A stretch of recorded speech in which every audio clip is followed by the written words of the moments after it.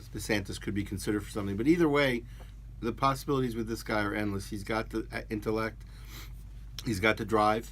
He's got, by the way, gorgeous, intelligent, successful wife, Casey. Yes, who was an Emmy Award winner. Emmy Award-winning journalist. Assuming no glitches, no bumps along the road, this guy is going places.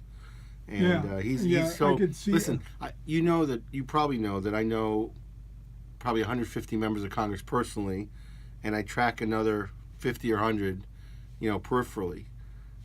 I don't think there's really anyone like Ron DeSantis. There are a couple of stars in Congress, but... Could you name some? I can't even name one. No, there's some very interesting people. So but they're all stars in different ways. There's a guy from Utah, Chris Stewart, B-1 bomber pilot. And now he doesn't have as high profile as Ron DeSantis because Ron's on the news all the time. Chris Stewart, I've never seen him on... Maybe rarely. He's already been elected, though. But he's elected. I think he was Congressional elected maybe District third term, roughly, third or fourth term. Anyway, he's a former B-1 bomber pilot. He holds the record for around the world in a B-1 bomber. Wow. He's written 17 books. 17 I think he's books? got either 8 or 10 children. He comes from a family of also... He also comes from a family... Excuse me, that was a bomber pilot sound effect. He also comes from a large family. I've met him, I've spoken to him, very impressive guy, like almost every Republican, very pro-Israel, by the way. And you know what? Military people tend to be very pro-Israel because they understand who's... The hornet's nest. They understand who's good and they know the difference between good and evil. And they also know... And it's not that difficult. And they also see... No, this one for is... some reason, for liberals, they don't get the difference between black and white. I mean, and what's happening... Look at the flag of ISIS, my God. The Middle East. Like right out of a comic book. Well, either that or off a pirate ship, but yes, that too. But no, the thing is, no, that's a whole other conversation. But it's so the contrast in the Middle East between democracy and freedom-loving and tolerant of all Israel versus the other extreme in the other countries, which ranges from country to country. I mean, some are less extreme than others, but at the end of the day, the personal... I think they're all extreme. Well, they are all extreme. The way to look at Israel is just how Muslims are treated inside Israel. Exactly. They're Muslim members of the Israeli parliament, which is called the Knesset. Right. There's Muslims on the courts in the judicial positions. I mean, unbelievable. And they move about freely. They have pretty much can do whatever they want. And you know what? Frankly, the ones who suffered most from the intifadas or the insurgencies of the Muslim, the so-called Palestinian Arabs. I use the word so-called because Palestinian is a phrase that's in dispute to some, but the so-called Palestinian Arabs previously were able to cross relatively freely into Israel, had a lot of work, made money, had good lives, and whenever they start with the terrorism, guess what? The border crossings, the crossings have to be guarded more carefully, limited entry, and there's limited opportunity, and that leads to economic despair on the other side of the fence, if you will, on the Palestinian Arab side, and it's a vicious cycle. So when there's no terrorism activity, it's good for everyone. It's good for the Israelis, but it's also good for the Arabs because they're able to come over and work. There's plenty of work to do on both sides of the pre-1967 lines, and we can get into a whole discussion about this phrase "occupied territory," which is ludicrous. Because do you want to just touch on that briefly? Go ahead, by all means. So, the left calls it occupied territory.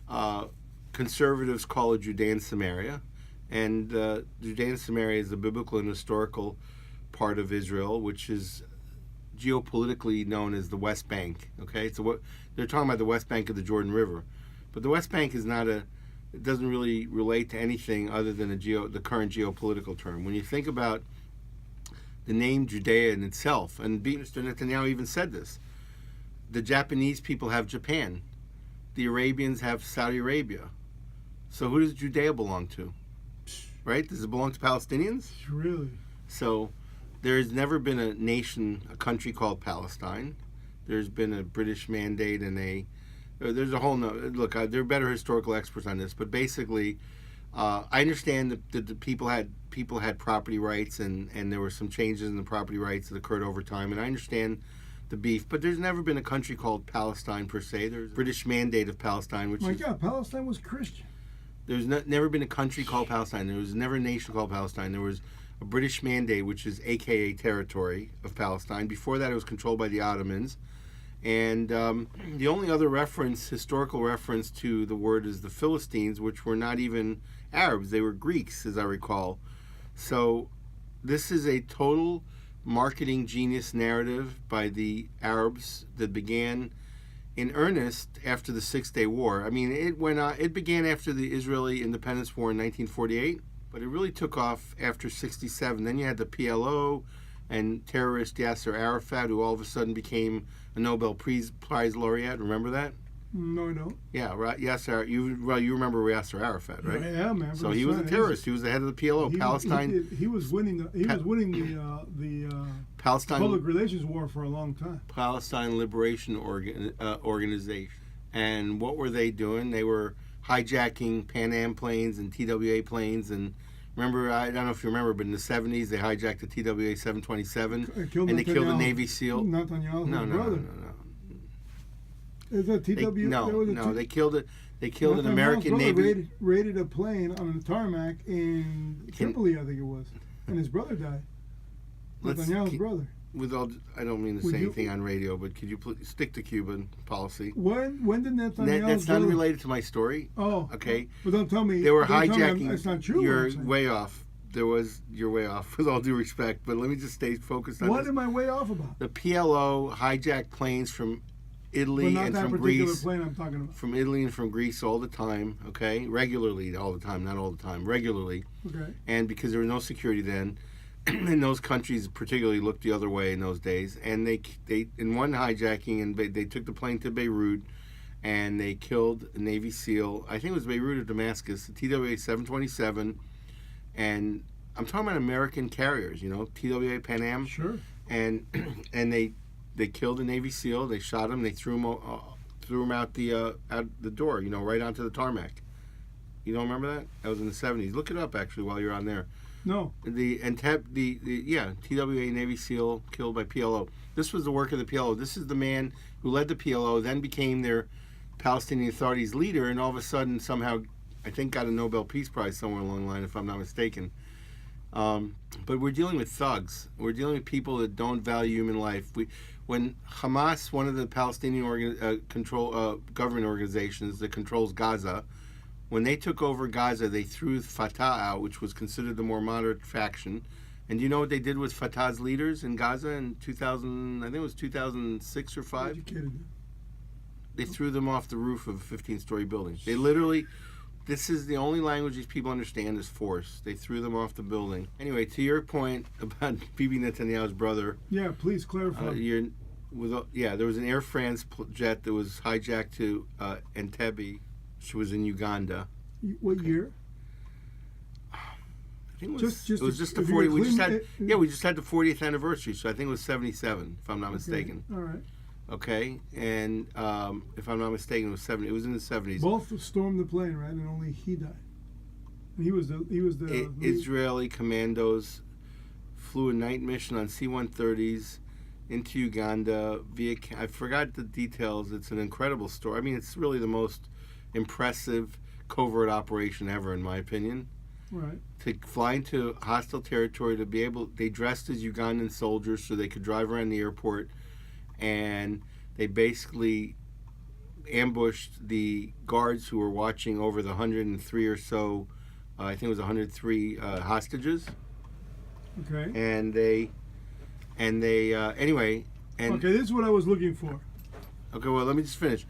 Bibi Netanyahu's younger brother Yoni was the only commando killed in that raid, ironically, of all people. And but that's an incredible story, and they just celebrated the anniversary of that historic raid. Thank you for that chronology, because the audience has got to know that at least my coordinates are somewhat correct. Not even close, with all due respect. From you threw me off by what? I wasn't even off by that long. You were off by a continent and an airline. Not a continent. You said. You said Uganda. It's the same. African from continent. Tripoli, yeah. Okay, you're off by 1,200 miles. Okay, and you were 1977, so I was on the right decade, and it wasn't PLO. Okay, Yeah, it was PLO. But you that's missed the pretty point. good. I'm No, scoring you points missed here. the point. No, PLO Uganda. No, that wasn't PLO. The PLO didn't hijack the plane. They were no, they were German. They were German. Oh, Like German. Hans. Remember that guy in Die Hard? Hans Kruger or something. Yeah, like remember that. that? Yes. Remember the German terrorists in Yeah. Die Hard? Yeah, that's what it was. German terrorists. German Palestinian sympathizers. Remember? Wow. Remember Germany? That I didn't know. Remember it was under Germany's watch in 1972 Olympics, Munich Olympics, that the PLO attacked the Israeli athletes camp and killed 11. I believe it was 11 Israeli athletes in the it was unbelievable. They just right in Germany, no problem. They just got right in. There was no security. They're going to find out about MGM. When they find out what this guy did when he shot up Vegas, they're going to find out that this guy bought a lot of people, a lot of employees at the MGM. Anyway, what I wanted to say is... And then we can wrap it up, right? Wrap it up with this statement here. And it's a meme that came out on Facebook. And if anybody wants to call 305-365-7777 to correct me, they can. And if you want to hear us on live stream, you can always go WSQFradio.com/live and hear us anywhere in the world. And if you can't get WSQF.com, you can also get us on Radio Garden and just Google map us and go straight to the island of Key Biscayne off the coast of Miami. Will be the only dot on the island of Key Biscayne. You can find us there. You can hear us in Pakistan and Havana. Well, anyway, it says the path of Islam is always the same. Number 1, you establish a mosque. Number 2, you create an enclave. Number 3, you grow the population. Number 4, you claim victimhood. Number 5, you resist the host customs. Number 6, you exploit the lawfare. Number 7, you institute Sharia. Number 8, you succeed. I mean, not succeed as in victory. I mean succeed as in secede. Succeed from the Union. Succeed. Number 9, you take control. Afghanistan, give you an example. Afghanistan was once a Buddhist nation. Pakistan was once Hindu. Lebanon was once Christian. Do you see the pattern here forming? Today, they're all Islamic nations. If we continue on this path, Europe is next. Will it be America's turn? And that's how I'm going to end our show today. So thank you very much, Eytan Laor. Can I just jump in with one clarification, if I may? The TWA hijacking with the Navy, it was a Navy diver, not a Navy SEAL. It was 1985.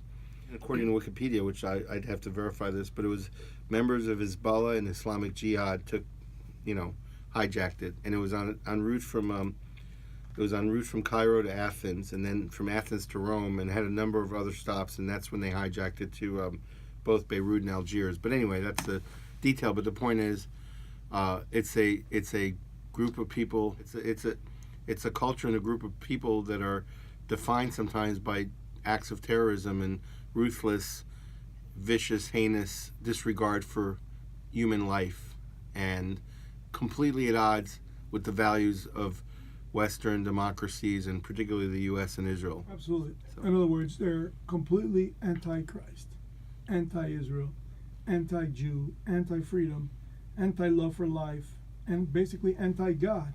And as far as I'm concerned, I find them to be a religion completely absent of faith. Do you know? Oh, they have their beliefs. They have their beliefs. They have their beliefs, but you said they're absent of faith, but in their Quran, yeah, they mention